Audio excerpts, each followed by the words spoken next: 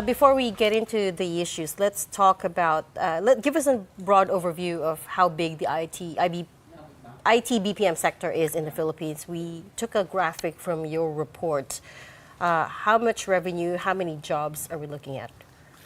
You know, over the past 2 decades, we've grown at a very impressive trajectory. And I'm happy to report that this year we will grow 7% in jobs. We will end 2024 with 1.82 million Filipinos employed directly by the industry and generating export revenue of $38 billion US. That's for 1 year alone. That's for 2024. You did say, though, that you expect more modest growth in revenues for 2025, and that's a bit scary since we know that the middle class is heavily anchored on this sector. Not so scary, Okay. considering that we're coming off a relatively big base.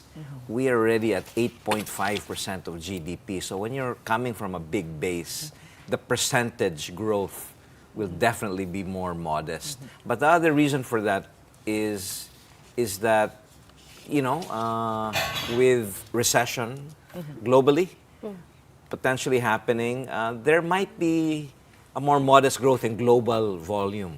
But having said that, we have always outpaced global growth rates in IT-BPM. For example, India grew 3.5% the past 2 years. The Philippines doubles that at 7. So I think competitively, we're still more than holding our own. India is still the #1 offshoring center in the world. Yes, primarily because of their bigger population. We're still #2. A solid #2. Okay. Yeah. Now, I remember a time when Reg and I were together in a show many, many years ago. We were talking to the then head of IBPAP, and you guys were gunning to be 15% of GDP to equal OFW remittances. Whatever happened to that? Where are we at vis-a-vis OFW remittances? Well, you know, I think... Or did we just abandon that whole... Well, no, at least for me, I don't view the OFWs as some kind of competition. Not really a competition, but... I mean, they are heroes on their own right. But I'd like to focus more on the other heroes that are not as talked about as OFWs. I call them the digital Filipino workers. Call it DFWs, who have been, you know, the real pathway to the middle class for this country. Because we are all here generating as much revenue as the OFWs. That's exactly the whole batting point of the sector, right? But you also mentioned critical threats, this skills gap we were talking about. I also read in the papers that you just met with Education's Secretary Angara to talk about these skills gaps so that you guys can go hand in hand and provide. Oh, how did that conversation go? First off, thank you. I guess you donated some computers as well to the DepEd.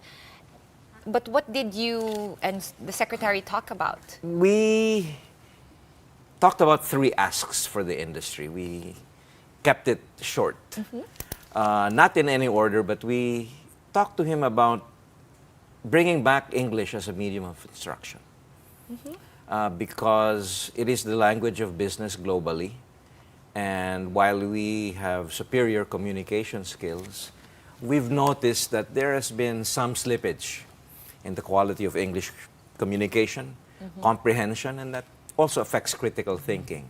So whatever aspect of IT-BPM you are, you need those fundamental soft skills. Whether you're doing banking, financial services, or healthcare, or even engineering, you will need those core skills. Now, the other bucket will be specific domain skills because our industry has matured and diversified over the past decades. No longer we just take the phone and answer simple queries. We are actually providing very complex level of work, including care management for patients in hospitals in the U.S. So it's evolving and evolving because of also the acknowledgement of the skill set of Filipinos. But I was wondering if artificial intelligence also played a huge factor in the slowdown of the growth.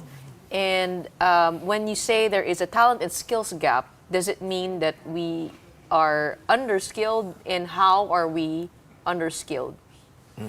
I mean, that's the all-important question. This industry was founded on the bedrock of Filipino talent. And that is solid. We are a world capital in this space. But to execute and deliver the additional 1 million jobs that the IBPAP's roadmap promises to deliver, that's the most aggressive scenario, we really need to focus on the talent supply. And the talent skills mismatch is a serious one. And again, I go back to those two buckets. The soft skills bucket, Yep. and then those specific domain skills. I'm not saying everyone study AI, everyone study computer science. No, study what you want, but be good at it, because there will be a job for you in IT-BPM, because our industry offers a very diverse set of What is in career demand paths now? What kind of skills? Like domain skills? across the board. You mentioned data Like- analytics, like for I think programming. example. Well, those are the specific skills gaps, but you will need analytics in a variety Anywhere. of different functions.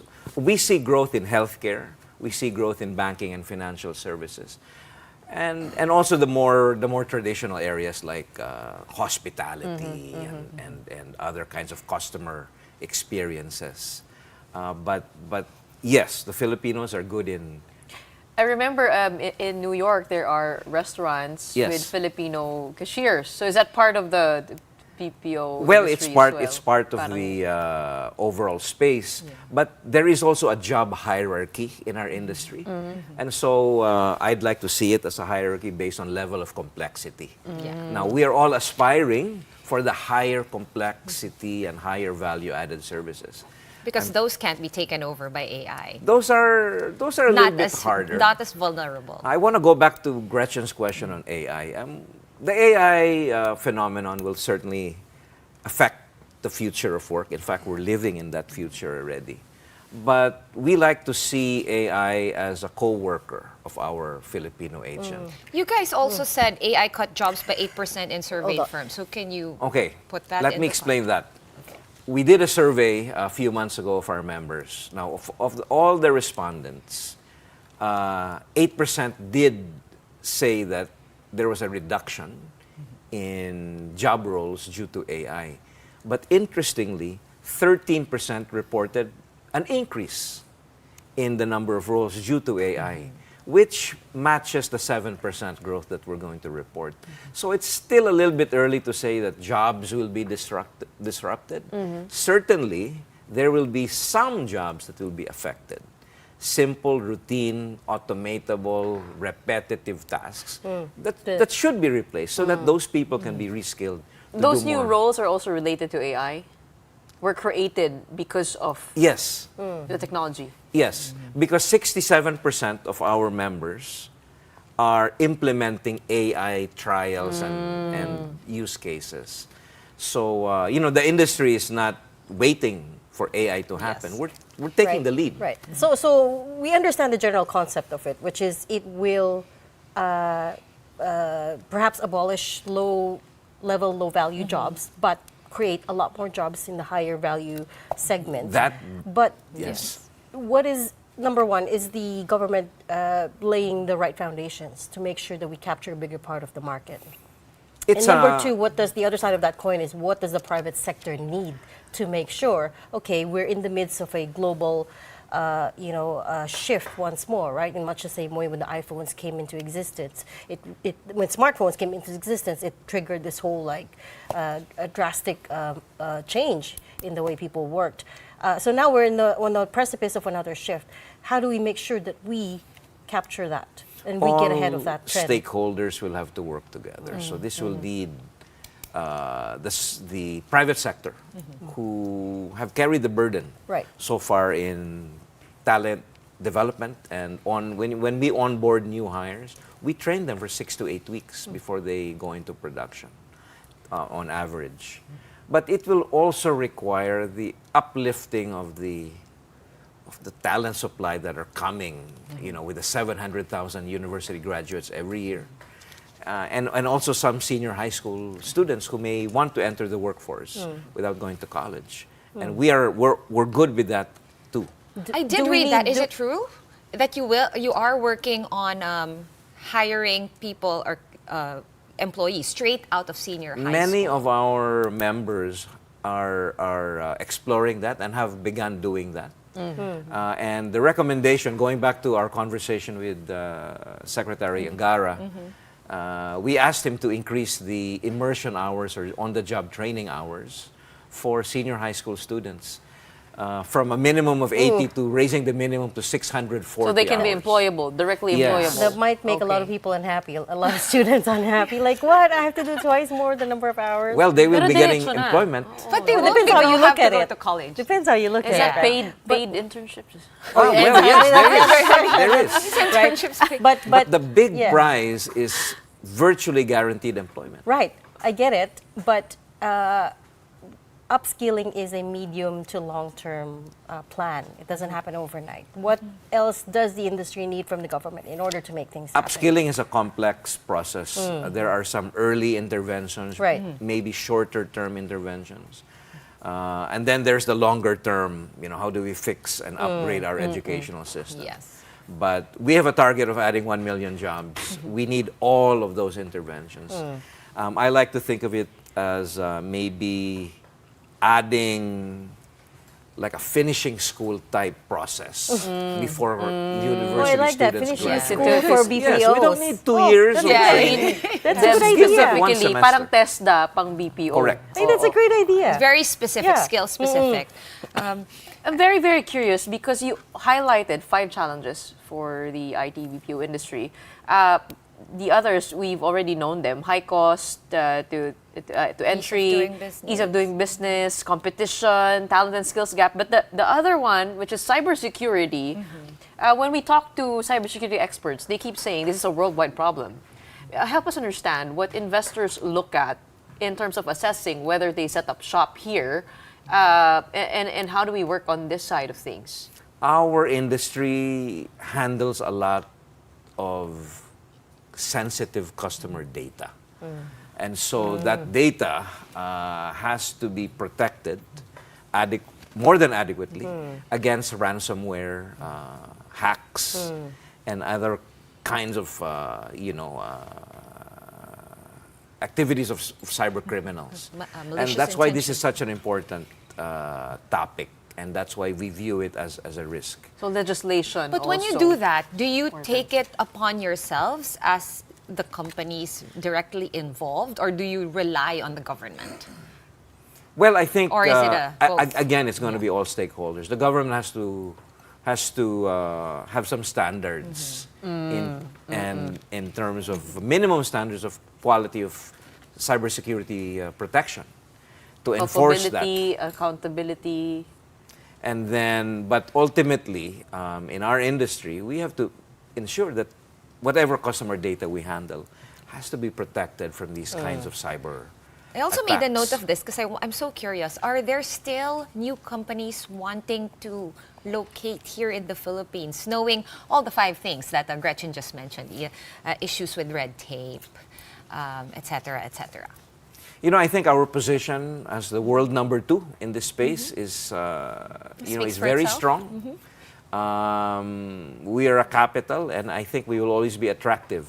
But that is primarily because of the Filipino talent, which is why we need to protect that, because we are the youngest country in Asia, 25 years average age. That makes us very attractive. We are the only destination alongside India that can scale because we have the demographic advantage. There are competitors, but they cannot scale like the Philippines and India. We're just flashing your And we need to graphic we there. need to make sure the talent keeps on evolving with Right. the times. Although I think those numbers are not accurate anymore because you said $38 billion in revenue this year, right? So Yes, those are 2023 numbers. Oh, but I see. Add 7% to all those numbers, and that will take that's you pretty to 24. fantastic. It is. Yes. Jumping on Sean's question, I know IBPAP, the group, has been conducting roadshows overseas, markets in Asia, Australia, the UK. What do you hear on the ground? What are they telling you about? I'm happy to say there's continued interest wherever we go. And I think that's why I highlighted those headwinds, because I want to protect our renown Yeah. and maintain our market share. But we're in a very good position. And as long as we take care of that talent skills gap, we should be in good shape regardless of those headwinds moving ahead. We look What forward industries? to specialized school Yeah. Yes, well, you know, before you step down. those interventions are going to be very important. Yeah. And you know, given our history, the Filipino talent is very agile, Yeah. is resilient, and is capable of learning, unlearning, and relearning new skills. So I think we just need to make those investments in the skills. But what industries are looking to offshore here? What other industries? 70% of our current business is from North America. Correct. Yeah. But you know, increasingly, the EU countries, UK, Australia, are showing some interest, and so we want to leverage that. Any In terms of sector, banking, financial services, Still and banking, healthcare yeah. are the most promising. Okay. So we're going to see some growth there. Wherever the world is going more digital, that's probably where they would need. Isn't Yes. that correct? Well, you know, what's interesting, and not a lot of people know this, but only 30% of total work that can be offshored has been offshore. Oh, really? So there's another 70% The market is of not work. saturated? No. There are more contact center agents in the US than elsewhere. This one, Jack, I wanted to ask you. This might be like a super left field, but I did catch a report where you guys were, where it said that you guys in the IT-BPM industry are still waiting for some clarity on work flexibility. Are you talking about a more legislated kind of like hybrid or flexible work schedule for our contact center agents? Work flexibility is not unique to IT-BPM. Yeah. I think it applies to everyone. Maybe not yourself. But it's really unique in the Philippines. I think traditionally, Filipino employers are kind of opposed. But then traffic is so bad, etc., etc. It's a complex and sensitive issue. It is. But it's important. If you listen to the voice of the employee, it's pretty damn important. But there's no one magic number for all employees of our industry because we have many different sectors. Yes. We have observed a gradual uptick towards returning to on-site. But I think imposing that, making it a rule, is not good if you're listening to the employee. It's all about flexibility. That's true. And it really varies depending on what the employer wants and depending on what the customer wants. You have to remember, we're handling a lot of sensitive data. And data is better protected in on-site operations. So it's a bit of very a balancing debatable, act. yeah. Rather than do everything So online. bottom line, there will be more jobs in the coming years? Well, Yeah. the demand continues strong. I mean, I meet with investors almost every day, both prospective and those who are already here. If we can meet the talent supply skills gap, we will be in good shape and continue to be a world leader in this There's a space.